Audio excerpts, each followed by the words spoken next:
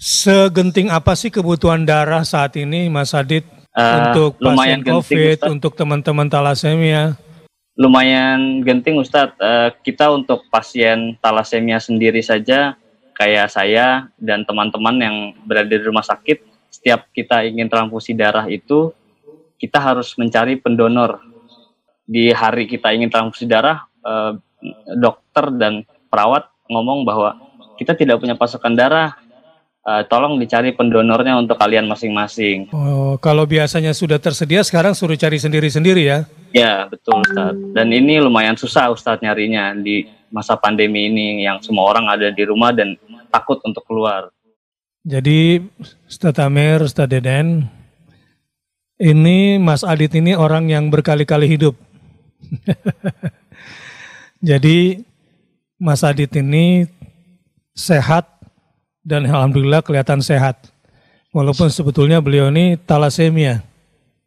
Ya, yang sudah terbiasa sejak kecil sendirian ke rumah sakit untuk cuci darah. Dan di usianya yang sekarang, alhamdulillah Mas Adit masih segar dan memberikan banyak manfaat buat kita semua. Kita sapa dulu sahabat dan kita ambil banyak pelajaran insya Allah. Dan kita ingin melihat kondisi nasional juga, khususnya kebutuhan yang sangat mendesak tetapi belakangan ini jarang yang perhatikan. Sembako banyak, alat-alat kesehatan mulai banyak, walaupun kekurangan alat pelindung diri juga sudah banyak yang bergerak. Nah, donor darah, konon PMI kekurangan 90% darah dan saat ini sangat dibutuhkan. Nah, maksud tujuan kita ngobrol sama Mas Adit, diantaranya juga soal ini. Assalamualaikum Mas Adit. Waalaikumsalam, Ustadz. Apa kabar Mas Adit? Sehat? Baik, Ustadz, sehat, alhamdulillah. Sehat. Ustadz, apa kabar? Puasa lancar? Puasa, alhamdulillah. Ustadz. Mas Adit, sebagai orang yang ditakdirkan Allah dikasih rahmat, jadi nggak apa-apa ya kalau saya bicara, saya takut salah diksinya nih. Mas Adit mewakili teman-teman di talasemia gitu ya. Bisa cerita sedikit nggak apa yang menjadi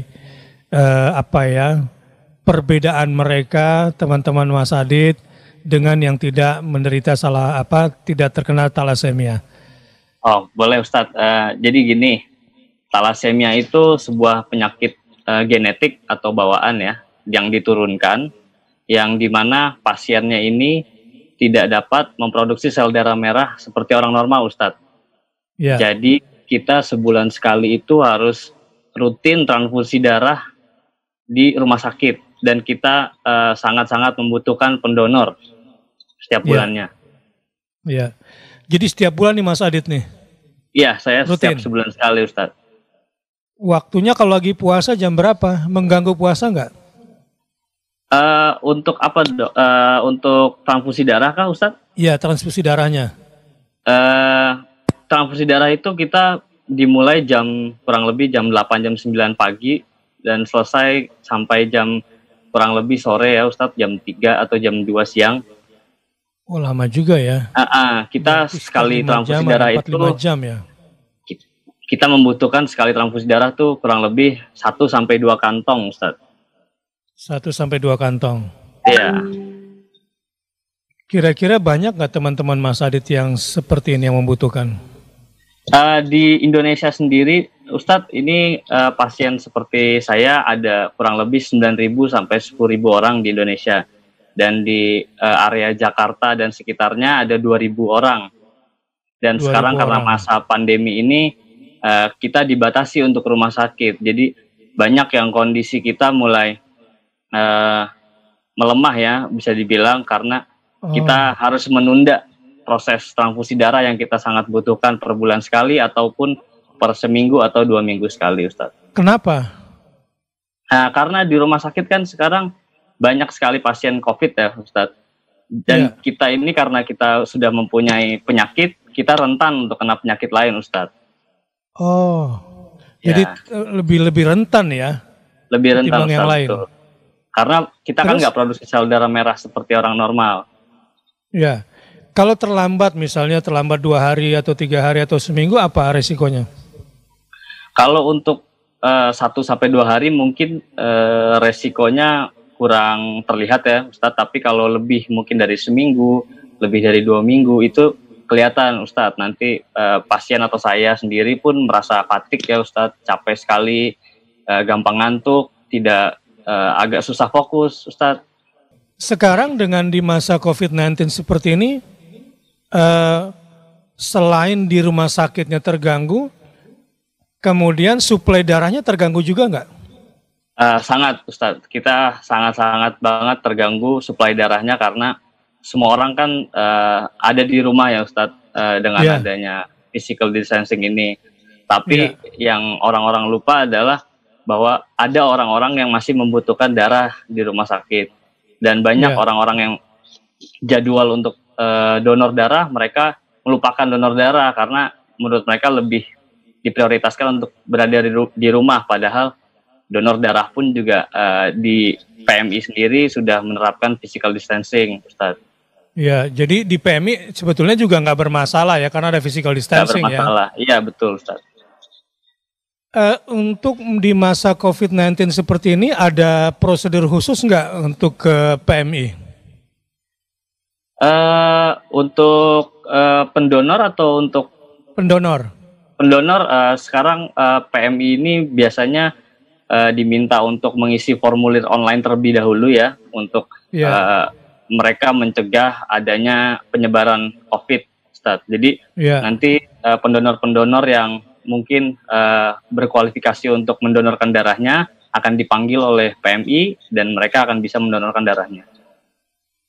Jadi harus isi form dari situ kelihatan kualifikasi darahnya.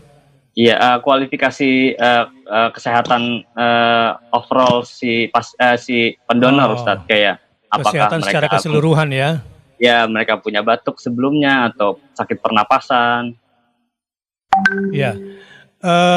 Yang sangat dibutuhkan nih kriterianya darahnya atau usianya seperti apa untuk saat ini? Sebenarnya darah yang kita butuhkan tuh darah siapapun dan dari umur berapapun ya, maksudnya umur dewasa. Untuk spesifikasi orangnya tidak ada Ustadz, siapapun boleh mendonorkan darahnya. Siapapun boleh ya. Usia? Ya. Usia mungkin dari umur 20-an sampai 50 dan 60 masih oke untuk mendonorkan darah Ustadz. 20 ya, sampai 50 lah ya. Ya. Ya. Terus apa resikonya bagi si pendonor di masa COVID seperti ini? Kalau misalnya dia donorkan darahnya, ada resiko nggak? Nggak ada Ustadz. Pendonor malah ada juga membagi-bagi berkah Ustadz buat kita yang membutuhkan. Bagi berkah ya? Iya. Jadi imunitas tubuh si pendonor tidak menurun gara-gara donor darah? Tidak Ustadz. Apalagi di bulan puasa seperti ini ya, orang kan banyak taunya di bulan puasa tuh tidak boleh disuntik atau apa. Sebenarnya donor darah itu sebenarnya di bulan puasa tidak mempengaruhi puasa Ustadz menurut saya. Soalnya kita aja yang kekurangan darah aja masih bisa berpuasa gitu. Iya. Segenting apa sih kebutuhan darah saat ini Mas Adit? Untuk pasien COVID, Ustadz. Untuk teman-teman talasemia?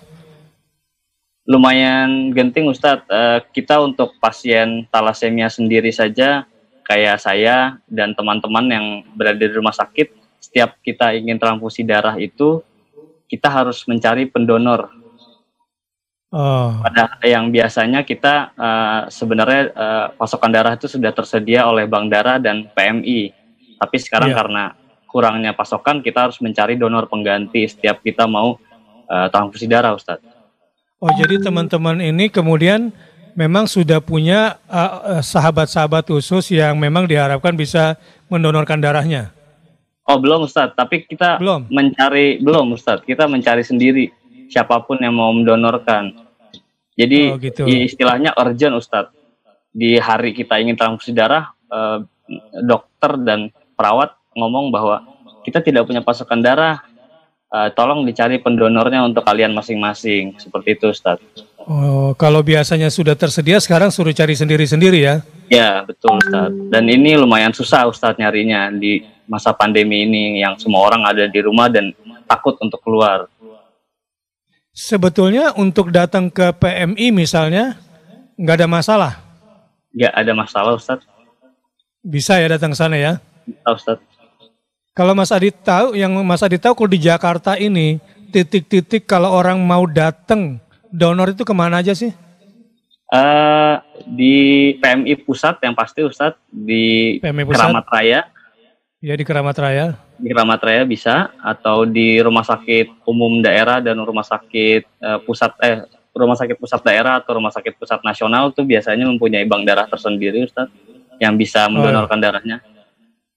Oke, jadi masyarakat bisa langsung ke Rumah Sakit Pusat Daerah? Iya Ustadz. Oh, jadi nggak bisa di banyak tempat ya? Iya, banyak tempat Ustadz. PMI juga punya beberapa cabang, nggak hanya di Keramat Raya ya. Tapi saya untuk lokasinya kurang begitu tahu Ustadz. Oh iya, berarti masyarakat juga harus coba mencari ya. Dan kita coba nanti feeding juga supaya masyarakat tahu tempat-tempat dan waktu-waktu datang untuk ke sana. Sahabat-sahabat semua, Islam adalah satu agama yang menganjurkan kita untuk hifdzun nafas, menjaga nyawa. Nah, berdonor darah itu sesuai dengan syariat atau maqasid syariat Islam, sesuai dengan tujuan Islam itu sendiri. Karena darah yang kita donorkan untuk saudara-saudara kita itu akan membantu otak mereka, membantu jantung mereka. Bayangkan yang kita bantu ini sesuatu yang sangat hebat, yang tidak ada produsennya kecuali Allah Subhanahu wa Ta'ala yang berikannya kepada kita. Jadi menurut saya, orang yang berdonor darah pada saat ini adalah orang yang sedang bersedekah dengan sedekah yang levelnya sangat tinggi. Karena dia bukan cuma menyelamatkan kehidupan, tetapi juga memberikan kecerdasan dan kesehatan. Dan tentu pasti memberikan banyak manfaat. Yang kedua, saudara-saudara, alhamdulillah PMI dan rumah sakit sudah punya standar operating procedure sendiri yang tidak akan membahayakan. Di dalam Islam tidak boleh membahayakan atau dibahayakan. Nah, proses ini secara syariat pun insya Allah aman. Sehingga secara dalil syar'i la dharar wa la dhirar itu terpenuhi. Bahwa yang terjadi adalah pendonor memberikan manfaat dan tidak mendatangkan bahaya bagi dirinya. Dan ternyata manfaatnya si pendonor ini bukan cuma si resipien, penerimanya, tetapi si pendonornya sendiri merasakan manfaat. Nah, jadi secara syariat kira-kira begitu tuntunannya. Nah, yang ketiga sekarang, ini kita sedang di masa yang sangat genting darah. Jadi harga nilai darah kita ini lagi mahal-mahalnya, lagi bagus-bagusnya. Di Ramadan pula. Nah, kalau bicara infak atau sedekah darah, ini nggak bicara kaya dan miskin, mampu dan tidak mampu. Setiap orang yang sehat bisa bersedekah, bisa berinfak darah, dan Allah pasti akan balas dengan berlipat ganda setiap sedekah darah kita atau donor darah kita. Dan itu akan meringankan hidup kita karena kita sudah meringankan hidup saudara-saudara kita yang membutuhkannya. Sahabat, kayaknya saya pengen yang paling duluan ini, mudah-mudahan sih diterima nih darah saya. Ya, dan mudah-mudahan saya akan bersegera kalau diterima nih darah saya, ya saya mau ya libur bekam dulu deh kalau gitu. Ya yang biasa bekam, yang biasa fasdu, tahan dulu lah. Mendingan donor darah sekarang. Ya, darahnya lebih dimanfaatkan untuk saudara-saudara yang membutuhkan dan harganya lagi tinggi-tingginya. Bismillah, saya Bakhtiar Nasir mengajak muslimin dan muslimat dan seluruh bangsa Indonesia, ini gerakan kemanusiaan kita, donor darah di masa COVID COVID-19 ini, dan ini genting sekali. Terima kasih kalau memang mau bergabung dan segera hubungi tempat-tempat di mana ada donor darah di seluruh Indonesia. Lewat media ini saya menghimbau, datangi tempat-tempat di mana pusat-pusat donor darah. Percayalah setiap detes darah kita akan menjadi sedekah yang sangat berguna, yang akan mendatangkan dan perubahan-perubahan baik, perubahan-perubahan positif di dalam hidup kita semua.